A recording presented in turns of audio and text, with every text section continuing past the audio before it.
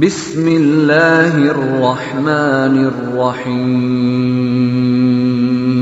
اعوذ باللہ من الشیطان الرجیم بسم اللہ الرحمن الرحیم نحمدہ ونصلی علی رسولہ الکریم وعلی اہل بیتہ الطیبین الطاہرین المعصومین المظلومین ولا سیما بقیۃ اللہ فی الارضین ولعنۃ الدائم علی اعدائہم اجمعین من الان الی قیام یوم الدین بسم اللہ الرحمن الرحیم الہی والسید اسألک بالمحمدیۃ المحمودہ والعلیۃ العلویہ والفاطمیۃ البیضاء الا تفضلت علی بتہامۃ بالرأفہ والرحمہ۔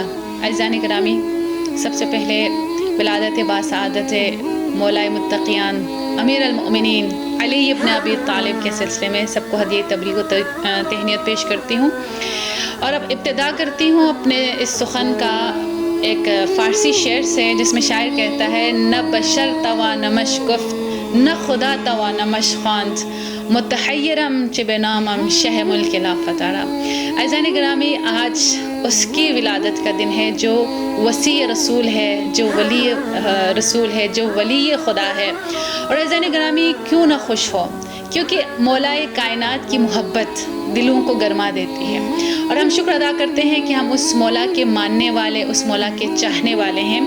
روایتوں میں ہے کہ جنت میں صرف وہی داخل ہو سکتا ہے جسے اذن دخول مولا کائنات عطا کریں، اور ہم واقعاً یہ وہ ہستی ہے جس کے اوپر پورے عالم، پوری کائنات فدا ہے۔ یہ وہ ہستی ہے جس کا چاہنے والا بھی اس کا چاہنے والا ہے، اور جس کا دشمن بھی اس کا مدح خوان ہے۔ اور عزیزان گرامی، یہ وہ ہستی ہے، جب ان کی ولادت کا وقت ہوا عزیزان گرامی تو کیا ہوا کہ مکہ اس وقت منور ہو جاتا ہے، رات کا وقت ہے، لیکن وہ تاریک شب روشنی میں تبدیل ہو جاتا ہے، اور سب لوگ گھروں سے باہر آتے ہیں اور کہتے ہیں کہ آج آسمان میں کیا واقعہ رونما ہوا ہے، کیا حادثہ ہوا ہے کہ دن کی طرح روشن منور ہو گیا ہے۔ سب نے جناب ابو طالب سے پوچھا کہ اے ابو طالب، کیا خبر ہے کہ آج کوئی خاص بات ہے؟ تو یہاں پر جناب ابو طالب علیہ السلام فرماتے ہیں: اے لوگو، ولد اللیل فی الکعبہ حجت اللہ و ولی اللہ۔ اے لوگو، آگاہ ہو جاؤ کہ آج کی رات وہ رات ہے جس میں اللہ تبارک و تعالی نے اپنے ولی کو، اپنے حجت کو، اپنی نشانی کو اس دنیا میں بھیجا ہے۔ عزیزان گرامی، مولا کائنات نشانی الہی ہے، حجت اللہ ہے۔ کیسے؟ دیکھیے گا کہ جناب فاطمہ بنت اسد جاتی ہیں کعبۃ اللہ، اللہ کے گھر کی طرف، اور جا کے کعبے کے دیوار کو تھام کے غلاف کعبہ کو پکڑ کر کہتی ہے: الہی، اس مولود کے صدقے۔ تو کیا ہوتا ہے، جو ہی مولود کا وسیلہ دیا، جو ہی مولود کا بی بی نے مولود کے حوالے سے کہا کہ اس مولود کی طفیل، اس مولود کے صدقے، تو جب بی بی نے مولود کا تذکرہ کیا، ادھر کعبہ کی دیواریں شق ہو گئی۔ عزیزان گرامی، ہر سٹیپ میں مصلحت ہے۔ دیکھیں، دروازے سے تو ہر کوئی جا سکتا تھا، لیکن یہاں پر دیوار کعبہ شق ہوتی ہے اور کہا جاتا ہے: آ جاؤ اے فاطمہ بنت اسد، اندر آ جاؤ، تم اللہ کے ولی کی ماں بننے جا رہی ہو، یہ عام مقام نہیں ہے۔ جب لوگ کہتے ہیں، ہم وہاں اس منظر کو دیکھ رہے تھے کہ جناب فاطمہ بنت اسد تشریف لاتی ہیں، انہوں نے دیکھا کہ دیوار کعبہ شق ہوئی، جناب فاطمہ بنت اسد اندر تشریف لے جاتی ہیں، اور لوگ گئے دروازے کی طرف تاکہ کھولیں اور دیکھیں کہ اندر کیا ہو رہا ہے۔ تو لوگ بیان کرتے ہیں کہ ہم میں سے کوئی بھی قادر نہ ہوا کہ خانہ کعبہ کے تالے کو کھول سکے۔ 4 دن روایتوں میں ہے کہ انتظار ہوتا ہے۔ جناب فاطمہ بنت اسد اندر ہیں اپنے نومولود بچے کے ساتھ، اور جناب فاطمہ بنت اسد جب نومولود بچے کے ساتھ باہر تشریف لاتی ہیں، سب سے پہلے مولود نے سب سے پہلے جس چہرے اقدس کی زیارت کی ہے وہ رسول خدا ہے، اور رسول خدا مولا کائنات کو اپنے ہاتھوں میں اٹھا کر اللہ کا شکر ادا کرتے ہیں۔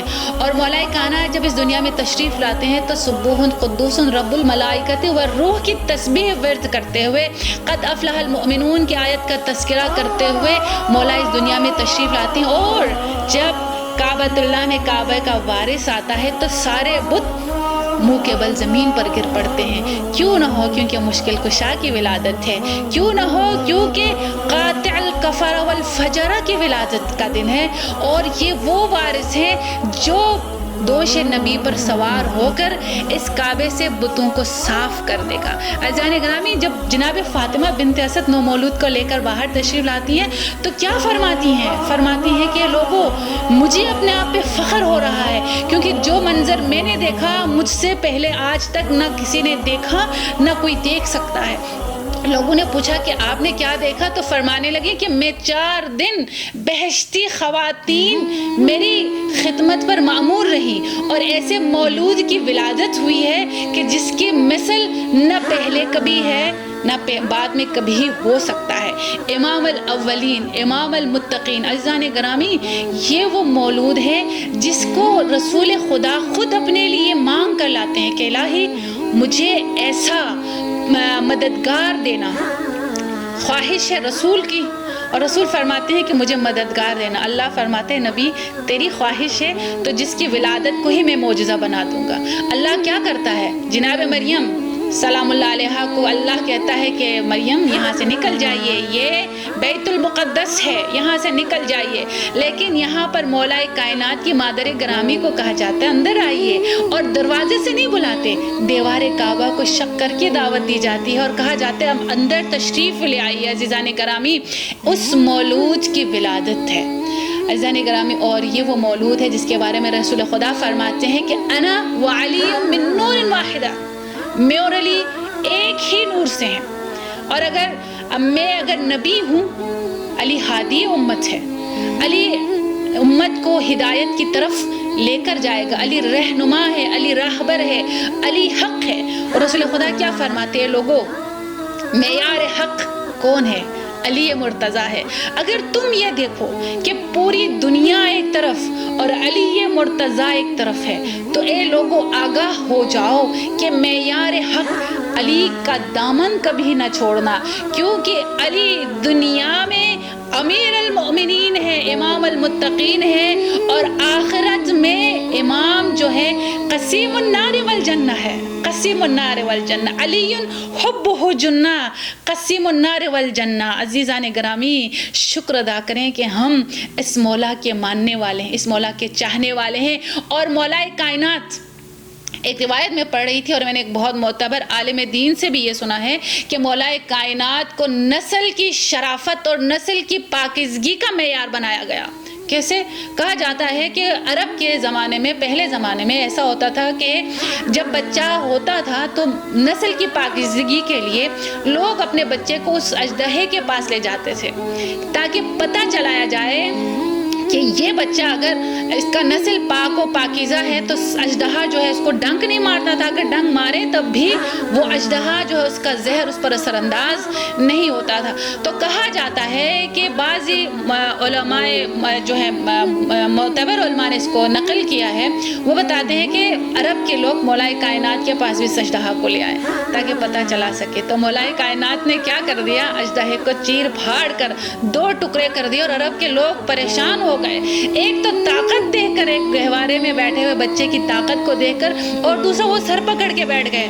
کہا کہ اب ہم اپنے نسلوں کو کس طرح پاک کریں، ہم اپنے نسلوں کی شرافت اور پاکیزگی کا کیسے یہاں پر اندازہ لگا سکتے ہیں؟ تو لوگوں نے کہا، عزیزان لوگوں نے کہا، حدیث میں بھی ہے کہ اس دن کے بعد سے مولا کائنات کی محبت کو نسل کی پاکیزگی اور شرافت کا معیار قرار دیا گیا۔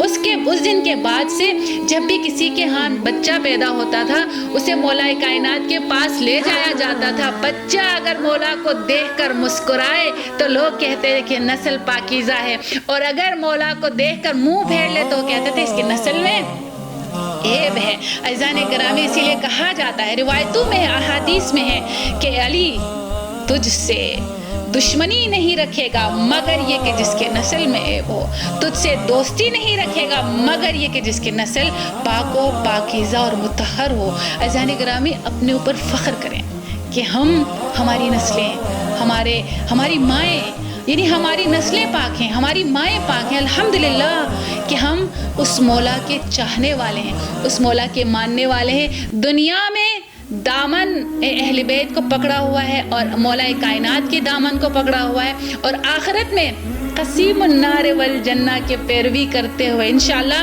ہم سب کے سب جنت میں جائیں گے. اور کیوں نہ ہو, آج جشن کا سما ہے, مولا کی ولادت ہے, اور اللہ تبارک و تعالی جو ہے آج کے دن اللہ بہت عطا کر رہا ہے. رجب ہے اور نور علی نور, 13 رجب کو مولا کی ولادت کے باعث اللہ نے رجب کو شرف اور فضیلت بخشا, اور رجبیون کر کے مولا اللہ نے فرمایا کہ علی کی ولادت کا مہینہ ہے, اس میں جو بھی عمل کرو گے میں دگنا کر کے اس کو قبول کروں گا. آئیے دست دامن اہل بیت ہوتے ہیں اور مولا سے دعا کرتے ہیں کہ الہی جب تک زندہ ہیں آپ کے چاہنے والوں میں رہیں, اور جب اس دنیا سے جائیں تو الہی شب اول قبر مولا کی زیارت ہمیں نصیب فرمائے, اور اہل بیت علیہ السلام کے نقش قدم پر چلنے کی توفیق عطا فرمائے. وآخر الدعوانا ان الحمدللہ رب العالمین, وصلی اللہ علی سیدنا محمد و آلہ الطیبین الطاہرین. اللہم صلی علی محمد و آل محمد.